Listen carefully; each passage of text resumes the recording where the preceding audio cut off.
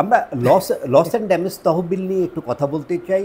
Centre for climate জাস্টিসের পরিচালক advocate Hafizul Islam Khan, মানে উনি সমাধিক পরিচিত হাফিজ খান হিসাবে, হাফিজ খানের সাথে যেন হাফিজ খান লস অ্যান্ড ড্যামেজ তহবিলের পঞ্চম বোর্ড সভা, যেটা বারবাডোজে অনুষ্ঠিত হলো, সেখানে প্রাথমিকভাবে সিদ্ধান্ত নেওয়া হয়েছে 1 বছরের মধ্যে ক্ষতিগ্রস্ত দেশগুলোর জন্য $150 মিলিয়ন প্রদান করা হবে, এবং এগুলো এই তহবিল থেকে একটি ক্ষতিগ্রস্ত দেশ $5 থেকে $20 মিলিয়ন পর্যন্ত পেতে পারে, কিন্তু সুনির্দিষ্ট প্রস্তাব জমা দিয়ে তার আলোকে এই টাকাটা নিতে হবে। এখন আপনি কি বলবেন যে বাংলাদেশ এই অর্থায়ন প্রাপ্তির জন্যে যে প্রক্রিয়া করতে হবে এটার জন্য কতটা প্রস্তুত, এবং এই প্রস্তুতি নিয়ে এই প্রথম ধাপে যে অর্থটা ডিসবার্স করা হবে, মানে এটা গ্রহণ করার জন্য বাংলাদেশ প্রস্তুত কিনা? ধন্যবাদ আমজাদ ভাই আপনাকে এই প্রশ্নটা করার জন্য। আমরা যদি দেখি যে fund board loss and damage একটা ফান্ড আছে যেটার নাম fund for responding loss and damage, ছোটো করে FRLD বলি, সেটা তো আসলে শারমাল শেখে এস্টাবলিশড হয়। তারপরে COP28 দোহাতে আমরা তার একটা গভর্নিং ইনস্ট্রুমেন্ট অ্যাডপ্ট করি। COP28 গভর্নিং ইনস্ট্রুমেন্টটা হচ্ছে বেসিক প্রিন্সিপালস এবং বেসিক গাইডেন্স কিভাবে এই ফান্ডটা পরিচালিত হবে। তো এই গভর্নিং ইনস্ট্রুমেন্টে একটা স্পষ্ট ক্লজ আছে যে ভালনারেবল কান্ট্রিগুলো ডাইরেক্ট বাজেট সাপোর্ট পাবে এই ফান্ড থেকে। এবং COP28 আমরা একটা বোর্ড এগ্রি করলাম, 26 মেম্বার একটা বোর্ড আমরা এগ্রি করলাম, যে বোর্ডটা বছরে 3 বার বসে এবং ফার্দার মডালিটিস ডেভেলপ করে যাচ্ছে।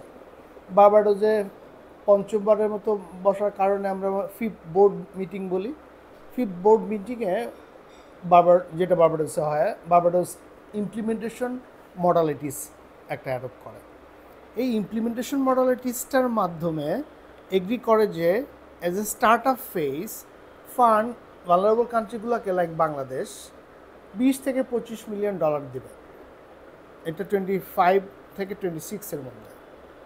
তো এই ইমপ্লিমেন্টেশন মডালিটিসের আন্ডারেই আমাদেরকে বোর্ডকে পার্টিকুলারলি ফার্দার কীভাবে পয়সাটা ডিসভার্স করবে। আপনি যে বললেন বাংলাদেশ এই টাকাটা অ্যাক্সেস করতে চায়, অ্যাক্সেস করবে কিভাবে, তার একটা গাইডলাইন 6 বোর্ড মিটিংয়ে বোর্ড ডেভেলপ করবে, যেটা নেক্সট উইকে ফিলিপিন্সে হবে। এখন কী ধরনের গাইডেন্সটা হবে, ইনিশিয়ালি আমরা অনলাইনে কাজ করছি অলরেডি। আমরা বলছি, আমি একজন অ্যাডভাইজার হিসেবে এই বোর্ড মিটিংয়ের সাথে খুবই সম্পৃক্ত। এখন বেসিক্যালি অ্যাক্সেস মডালিটিসের কথাই চিন্তা করেন। এখন বাংলাদেশ ফর এক্সাম্পল যদি ডাইরেক্ট অ্যাক্সেস নিতে চায়, তাহলে আমাদের একটা এক্রিডেটেড এন্টিটি থাকতে হবে, এবং সেই এক্রিডেটেড এন্টিটির ফাইজুফিয়ারি স্ট্যান্ডার্ডটাও মেনটেন করতে হবে, হাই ফাইজুফিয়ারি। আমি আপনাকে এখানে একটু থামাই, কারণ আমাদের তো গ্লোবাল গ্রিন ক্লাইমেট ফান্ড গ্রহণ করার জন্য এক্রিডেটেড এন্টিটি আছে গভর্নমেন্ট এবং প্রাইভেট সেক্টরে, 3টা এন্টিটি আমাদের আছে। এই সেম এন্টিটি কি লস অ্যান্ড ড্যামেজ তহবিলের অর্থ গ্রহণ করার ক্ষেত্রে কাজ করতে পারবে? এক্স্যাক্টলি, আসলে এই জায়গাটায় আমরা ডেভেলপ কান্ট্রি যে যারা বোর্ড মেম্বার সবাই এগ্রি করে যাচ্ছে যে হ্যাঁ, already accredited entities at the national level, সেটা হোক green climate fund, adaptation fund বা লিস্ট ডেভেলপিং কান্ট্রি ফান্ড, অন্যান্য যে ফান্ডিং এন্টিটিসগুলার এক্রিডেটেড এন্টিটিসগুলো আছে, ওরাই টাকাটা রিসিভ করবে। এখন ডাইরেক্ট বাজেট সাপোর্টটা আমাদের বুঝতে হবে। আমরা ধরেন প্রতি বছর কত টাকা চাইব, আমাদেরকে খুব কেয়ারফুলি আমাদের নিডটা আইডেন্টিফাই করতে হবে। 1 বছরের লস অ্যান্ড ড্যামেজ অ্যাড্রেস করতে হলে কত বিলিয়ন ডলার লাগে। এখন ধরেন আমরা অ্যাসেস করাটাও জটিল, কিন্তু আমাদের এটা প্রথম কাজ। আমাদের ধরেন 1 বছরে $1 বিলিয়ন লাগবে লস অ্যান্ড ড্যামেজ অ্যাড্রেস করতে ফর এক্সাম্পল। তাহলে $1 বিলিয়ন মতো করে আমাদের প্রোগ্রাম সাজায় এই প্রোগ্রামটা ওখানে ফেলতে হবে। অ্যাগেইনস্ট দ্যাট প্রোগ্রাম আপনাকে ইয়ারলি একটা ডাইরেক্ট বাজেট সাপোর্টের জন্য থোক বরাদ্দ দেবে। সেটা for example ministry of finance বা ERD, GCF-এর এক্রিডেটেড এন্টিটি, এদের financial fiduciary standard of better ERD can access this fund directly. Then আমাদের যে অ্যানুয়াল বাজেটটা হয় ওখানে ERD নিড বেস কনসার্ন মিনিস্ট্রিগুলোকে অ্যালোকেশন দিবে। সো এই যে একটা জটিল প্রক্রিয়া, এর জন্য কিন্তু ইনস্টিটিউশনাল ইনিশিয়েটিভ বাংলাদেশকে নিতে হবে। আমরা যদি ইন্টারনালি ইনস্টিটিউশনাল স্ট্রাকচার না হই, আমরা পয়সা পেতে যাচ্ছি, সেটা খরচ করব কিভাবে? এখন বোর্ড মিটিং হয়তো আমাদেরকে আরও অনেক কিছু গাইডেন্স দিবে, কিন্তু এই যে ফান্ডের একটা গভর্নিং ইনস্ট্রুমেন্ট আছে, প্লাস ফিফথ বোর্ড মিটিংয়ের রেজাল্টগুলো আছে, এগুলোর উপর দেখে বাংলাদেশ সরকারকে ইমিডিয়েটলি কাজ শুরু করে দিতে হবে যে এই ফান্ড থেকে কিভাবে ফাইন্যান্সিয়াল রিসোর্সেস অ্যাক্সেস করবে তার প্রিপারেশন নিতে। না, কিন্তু মানে এই বারবাডোস মিটিং থেকে বা লস অ্যান্ড ড্যামেজ তহবিলের পঞ্চম বোর্ড সভা থেকে আপনারা যে সিদ্ধান্ত নিয়েছেন, একটা করে কান্ট্রি 5 থেকে $20 মিলিয়ন পেতে পারে, কিন্তু ক্ষতির মাত্রা তো অনেক বেশি। তো বাংলাদেশে একটা সমস্যা আছে সঠিক তথ্য পাওয়ার। তো লস অ্যান্ড ড্যামেজ তহবিলকে আইডেন্টিফাই করার জন্য সঠিক ইনফরমেশন ডিসেমিনেশন করা, এটা খুব গুরুত্বপূর্ণ। তো এটার কি ফরম্যাট তৈরি হয়েছে? কোন ফরম্যাটে বাংলাদেশকে আবেদন করতে হবে বা কী তথ্যগুলো দিতে হবে, এই প্রস্তুতি বাংলাদেশ নিতে শুরু করেছে কিনা, বা আপনারা লস অ্যান্ড ড্যামেজ বোর্ডের পক্ষ থেকে এটা চূড়ান্ত করেছেন কিনা?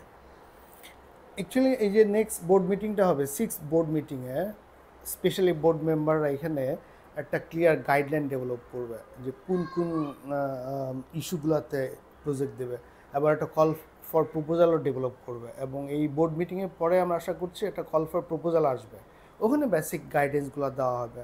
Basically until 5th board meeting পর্যন্ত আমাদের যে আলোচনা হচ্ছে সেটা হচ্ছে বেসিক্যালি এটা প্রিপেয়ার্ডনেস সাপোর্ট।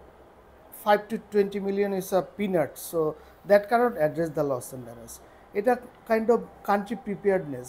আমি যেটা বললাম, আমাদেরকে আসলে নিড অ্যাসেস করতে হবে কোথায় কত টাকা লাগবে, এবং নিড অ্যাসেস করার আগে বুঝতে হবে কী ধরনের nature, economic loss and damage, non economic loss and damage. আমরা জানি যে non economic loss and damage quantify করা অনেক চ্যালেঞ্জিং। সো এখন ইন্টারেস্টিংলি সান্তিয়াগো নেটওয়ার্ক নামে আরেকটা ইনস্টিটিউট আছে UNFCCC আন্ডারে, ওরা কিন্তু আপনাকে টেকনিক্যাল অ্যাসিস্ট্যান্স দেবে to assess the needs, to understand the nature. এবং এই লস অ্যান্ড ড্যামেজ অ্যাড্রেস করার জন্য আপনাকে কিন্তু রাইট ইনস্টিটিউশনাল স্ট্রাকচার ডেভেলপ করতে হবে। আমি যেটা বলার চেষ্টা করছিলাম, কীভাবে টাকাটা নেবেন, কীভাবে ডিসবার্স করবেন, মনিটরিং মেকানিজম কী হবে, এগুলো সব ফান্ডের জন্য একটা কমন বিষয়।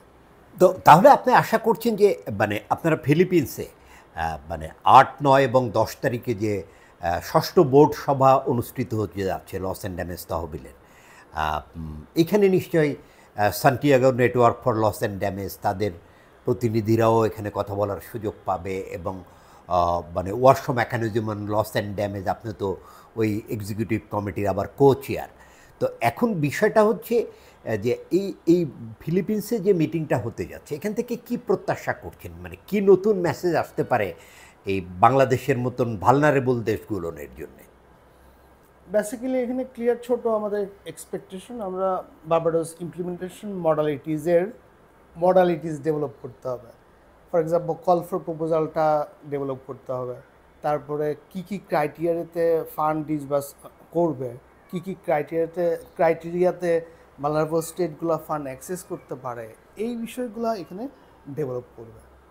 সো এই বোর্ড মিটিংটা খুবই ইম্পর্টেন্ট, এবং এই বোর্ড মিটিংয়ের পরই কল ফর প্রপোজাল আসলে